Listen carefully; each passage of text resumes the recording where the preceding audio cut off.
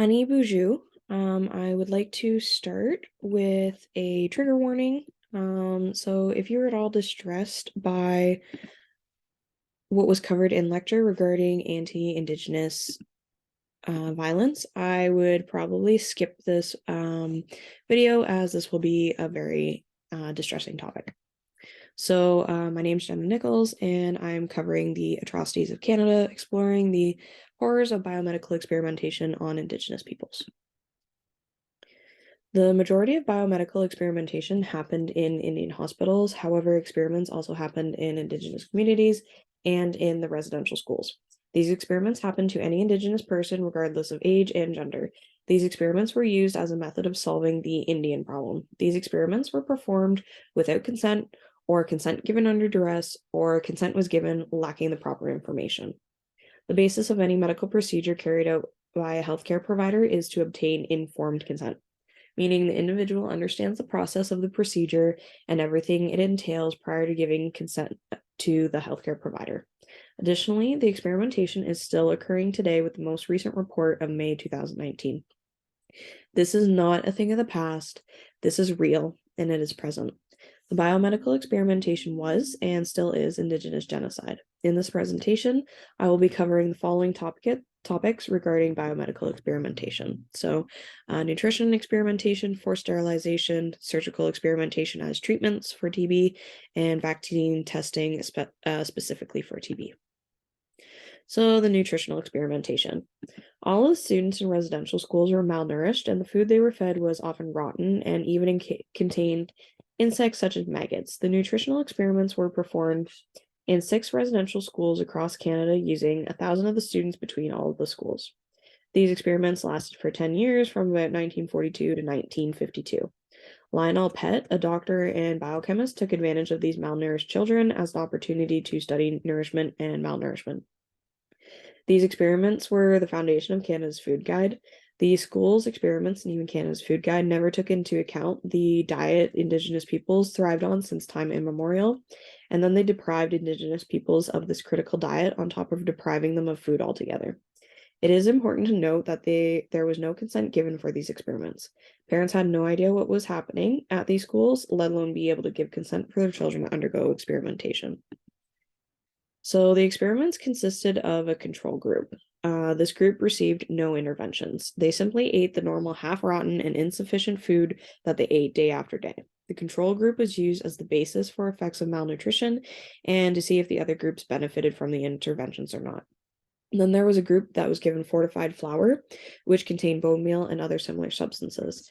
This flour mixture was illegal, and yet it was used on Indigenous children to see if it aided in malnutrition. Surprise, it didn't. It actually caused anemia in the children who consumed it.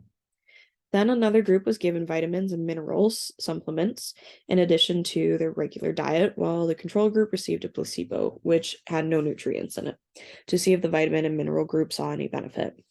These experiments and the years of enduring severe malnutrition have lasting effects on the survivors, including stunted growth, increased insulin resistance, which leads to a greater prevalence of type 2 diabetes in Indigenous peoples, impaired thyroid ability, which decreases metabolic rate, which leads to obesity in adulthood, preterm births, so births that occur before the 9-month gestation period, and stillbirths, infants that are born already deceased. Many doctors believe that Indigenous populations are genetically prone to type 2 diabetes and obesity. Meanwhile, it is due to severe childhood malnutrition. Many doctors overlook this fact. So, first, forced sterilization.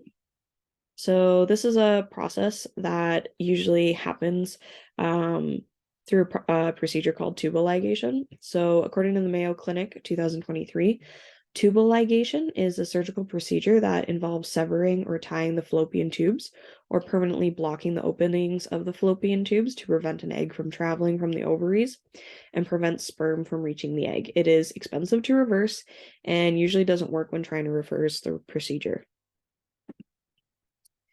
So Indigenous men were also forcibly sterilized through castration. So castration is any action that causes an individual to lose use of their gonads, particularly the testicles.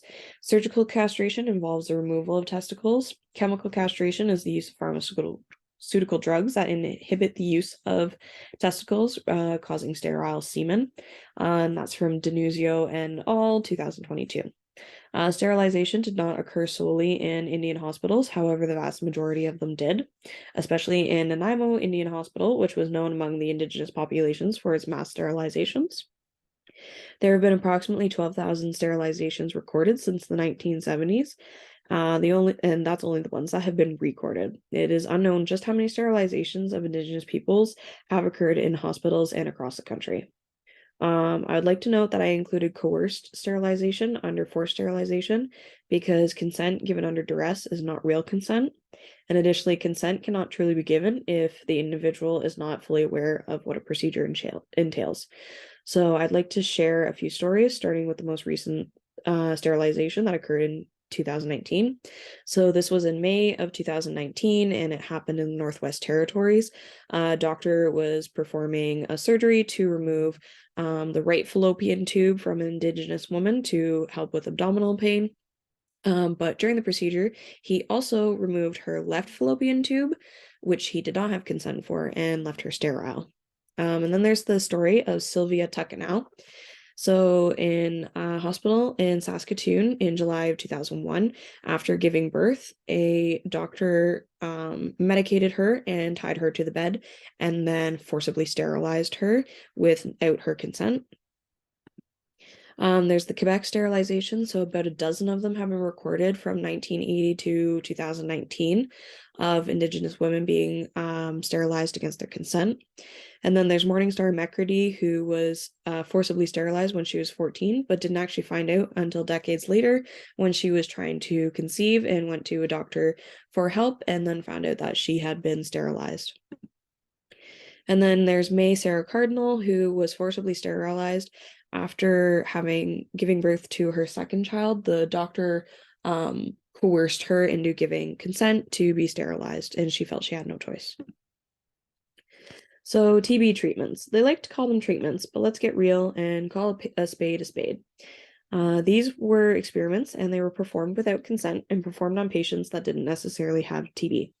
According to the CDC 2016, TB is caused by a bacterial infection that usually attacks the lungs, but can spread to other parts of the body. So Indigenous peoples in Indian hospitals had to endure a tube being slowly pushed down their throat and into their lungs to see if they had TB. But they also did mass x-rays in the community to screen for TB at least once a year. But many of these x-rays were not interpreted, and if they were interpreted, it wasn't always accurately done.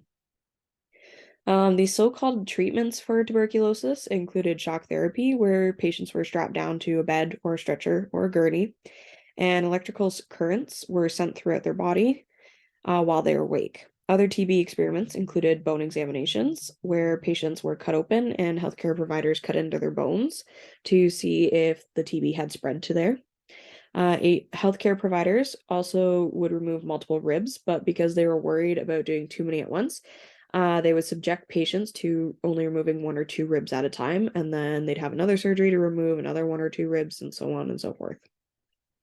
They would also remove sections of lungs or a whole lobe of a lung or an entire lung from the body as a form of treatment. These procedures continued to be performed on Indigenous populations even after they were discontinued on the general populations, and were proven that they did not help alleviate TB symptoms or help cure TB symptoms. Furthermore, these procedures were performed with only local anesthetics or no anesthetics at all.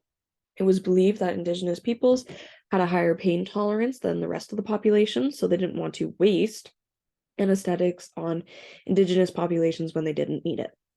Let's be real for a moment. This wasn't an act to preserve anesthetics. This was an act of sheer and utter cruelty on top of the other atrocities that were occurring. Another experiment conducted on Indigenous populations was the Bacille de Calmette-Guerin, or the BCG vaccine for TB. It was continually used for several years on Indigenous peoples after it had been declared as ineffective. And I just, again, want to reiterate that many of the experiments were conducted on children as they came from residential schools into Indian hospitals with TB symptoms. In order to have consent to perform any procedure on a child, there must also be parental consent or consent from a guardian. So what? Why should we care? These people were patients, they were children, they were vulnerable. The healthcare providers should have stepped up and protected them.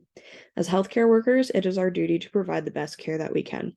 It is our duty to stand up for those in our care and advocate for them. We are not to take advantage of anyone, especially not those of a vulnerable population. Moreover, we cannot ignore the atrocities committed against the Indigenous peoples. These atrocities are still being committed.